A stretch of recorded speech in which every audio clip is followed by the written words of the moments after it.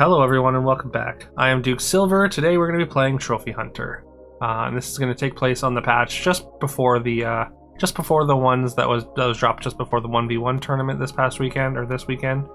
Yeah, so the only real changes in that patch I think were crew member went to good and Trinet got nerfed. So we're going to start with an owl here. Owl starts haven't been the greatest I think recently, but I've still been taking them.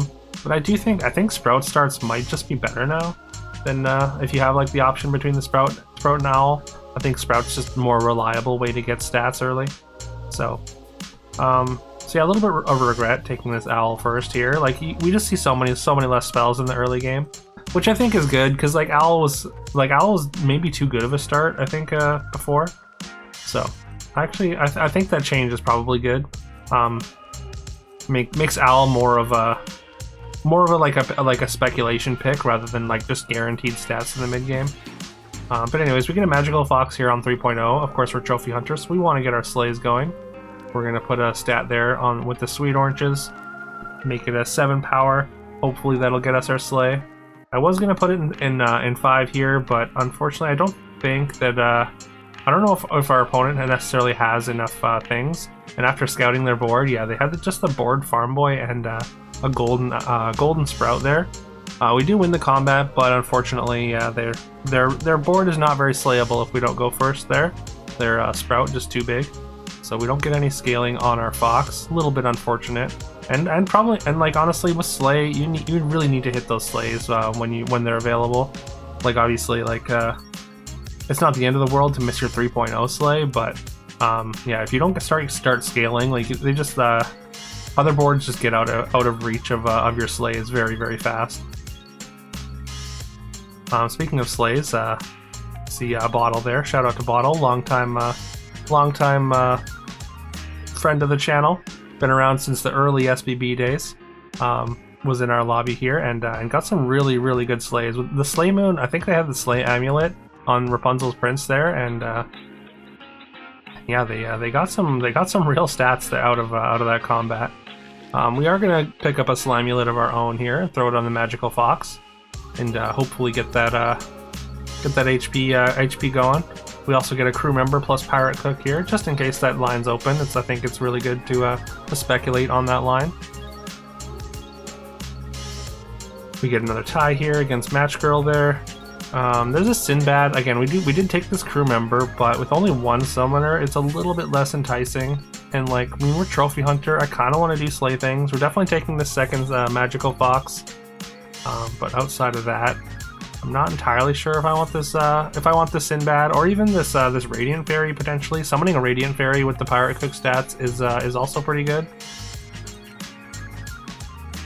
We end up going with the Radiant Fairy here, and yeah, we're gonna summon it with the Pirate Cook or the crew member with the Pirate Cook stats onto it, and just reposition a little bit here to hopefully get hopefully increase the chances of us slaying.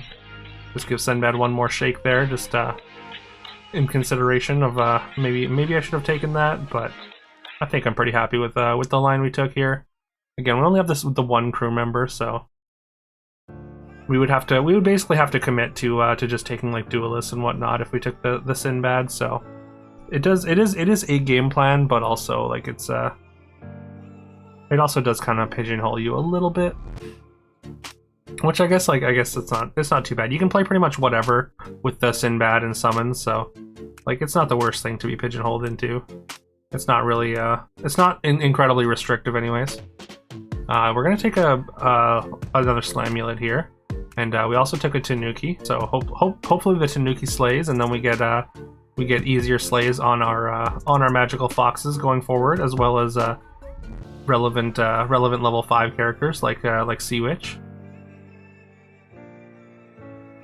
And yeah, like I said, this game is a little bit out of date, but yeah, this one ended up being a lot of fun, and this was a one that I think y'all will enjoy. I think we need to get out of this crew member though. We're playing down a character for really not that much benefit. Like we're getting +4/+4 on our Radiant Fairy, and I just don't think that's a good enough payoff anymore. And also we've got this attack on the Radiant Fairy, because Radiant Fairy notably is a monster. Also, we get to combine our geese. We managed to keep them this long. That one's gonna sell for 7 gold. So that's a pretty hefty chunk. We are gonna be playing down once again here. Unfortunately, we're gonna take a rune just to add some extra stats. Excuse me. Yeah, we put the Tanuki in 5, hoping to get multiple slays, and we do. And even get enough. We even have enough hero attack there to force the tie.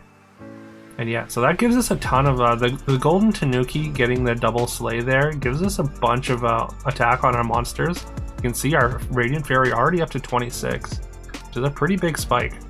And speaking of Sea Witch, look at that, 26 power Sea Witch is really nice to see on 5.0 here. Makes it a really relevant backline unit, and also means that our Tanuki is hopefully going to be able to continue to slay.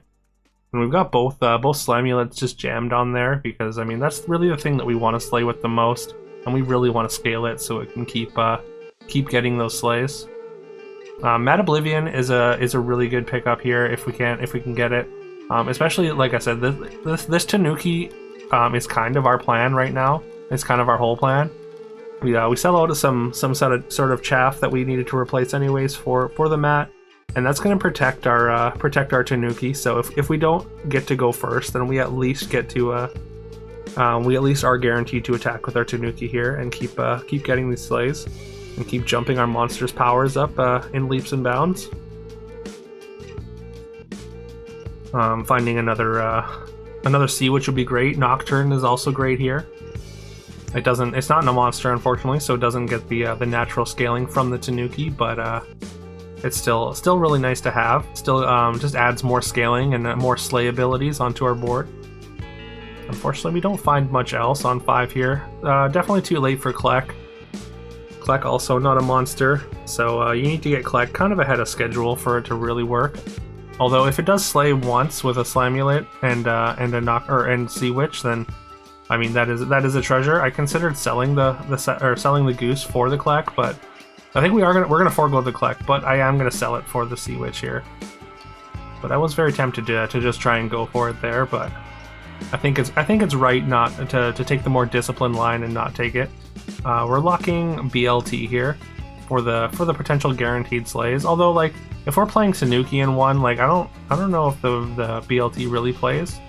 So actually, maybe I locked for something else. Now that I think about it, and I did, yeah. It was the Nocturne, not the BLT. My bad. I don't think the second Nocturne plays. I did consider the BLT though. I mean, getting guaranteed slays and getting the scaling would be nice, but again, we're playing this Tanuki in one. That's kind of where our game plan's at. We get a level 5 treasure with a golden Nocturne, and I think we're gonna take the hero helix here. I considered just skipping and grabbing the golden Sea Witch, but I think we might just lock that and take the hero helix, and that's just gonna give us some more, like more basically 2 more slays are gonna be repeated. And there's Bottle once again, who decides to play a shield character up front, which ends up completely destroying our Tanuki game plan as we attack into the shield and don't get our slay. And the rest of his board is absolutely massive with an early what do you call it? An early drumroll, monkey and Galahad combo, and just an enormous backline of ranged characters. So we get absolutely demolished for, I think that was like maybe our second loss of the game, dropping us down by at least 10 health points, anyways. But now that we've got our Sea Witch and Nocturne Golden, we kind of just want to make them bigger. If we can find a Core Fusion and throw it onto that Nocturne, that's going to go a long way as well to furthering our slay game plan. Pretty powerful stealth board, honestly, by this already knocked out Ghost board on Ares there. There's another Slamulet, but we definitely can't take another one right now. There's another mat, which we do want to take. We really want to find Crescent Moon. Like, Crescent Moon would be a pretty huge deal for us. We get to triple our Radiant Fairy. Unfortunately, those attack stats don't get tripled. It's just a flat it's sort of an aura, but not technically an aura. The Tanuki stats that all monsters get is basically the same thing as Fluff stats. It's just kind of an intangible aura that doesn't get interacted with. It would be kind of awkward to be an aura, because that would mean that the Tanuki would have to be in play for it to be active, which like maybe would be not too bad. Also, no, I was gonna say Royal Phoenix. I don't understand why Royal Phoenix can't be a dying breath in the same way that Tanuki could maybe be an aura. Unfortunately, none of these are super appealing to me.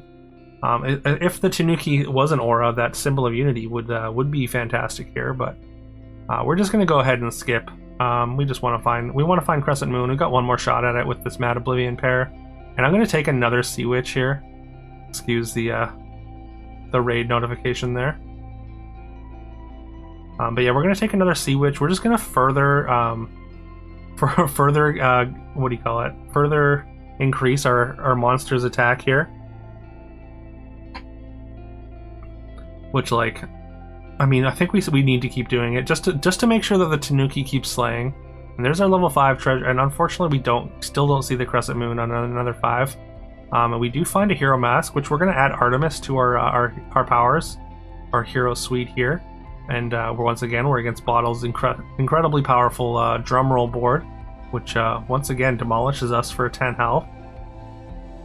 But yeah, giving our first character range. Actually, it's actually both our first two characters range. I didn't even realize, and I didn't really have time to reposition there. But both with Hero Helix, Artemis gives both your position 1 and 2 characters ranged.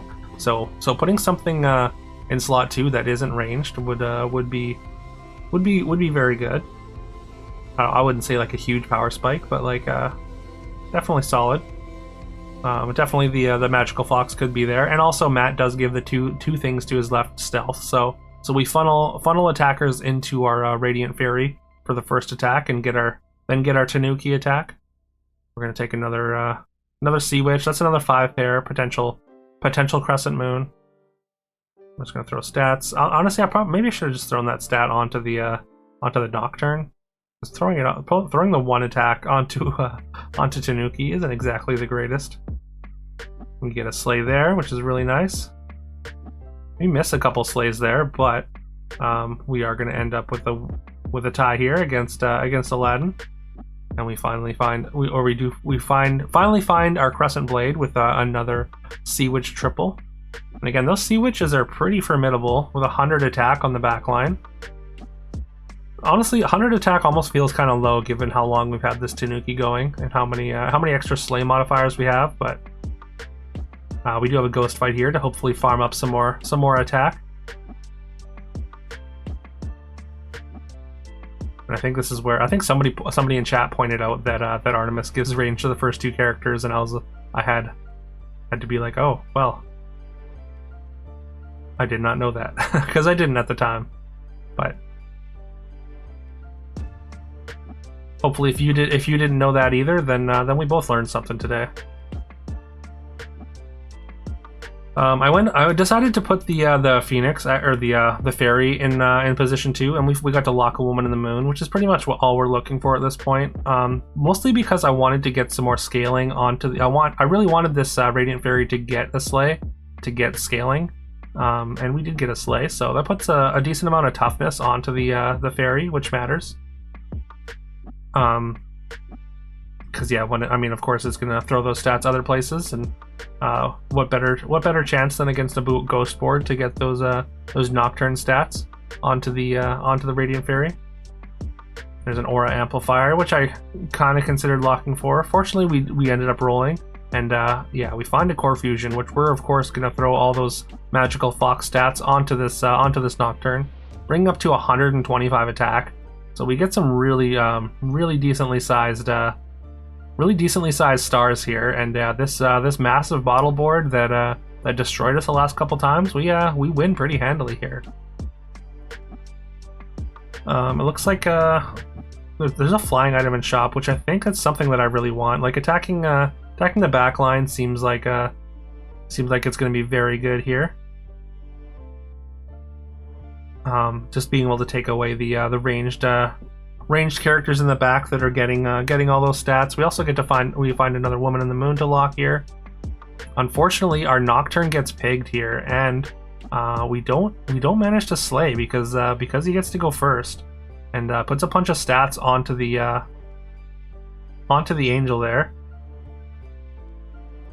And yeah, we lose that one by a fair amount. That health spell we took literally saved our life, because yeah, we would be dead at this if we hadn't taken the health spell in the last turn. So thank you to that health spell, anyways.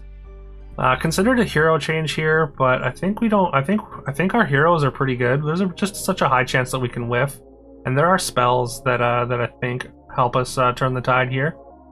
We get a free gold there because we're already at 1 health anyways, and Demon's Deal cannot kill you. And we're gonna take the Woman in the Moon triple. We actually, honestly, this is our last. Well, not technically our last roll. We have things to sell on the bench, but pretty much our last roll. And we find our level 6 triple and exactly the spell that we really needed here. We're gonna get out a Hero Helix. It's not really doing enough at this point, and we're gonna double our Magic Scarf here. Or we're gonna get a Magic Scarf, which is gonna double our auras. So that's doubling Sea Witches, both Sea Witches auras as well as Nocturne's is an aura. And yeah, you can see the size of those stars for every slay that we get here. And the size of that Woman in the Moon is just far too much. And yeah, we managed to get the win.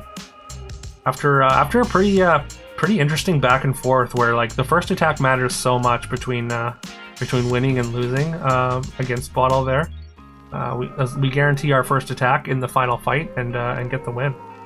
I mean, of course, the Magic Scarf helped put everything like way out of reach, but yeah. But yeah, I mean, also a chair would have probably neutralized us there. So we're fortunate that he didn't find a chair.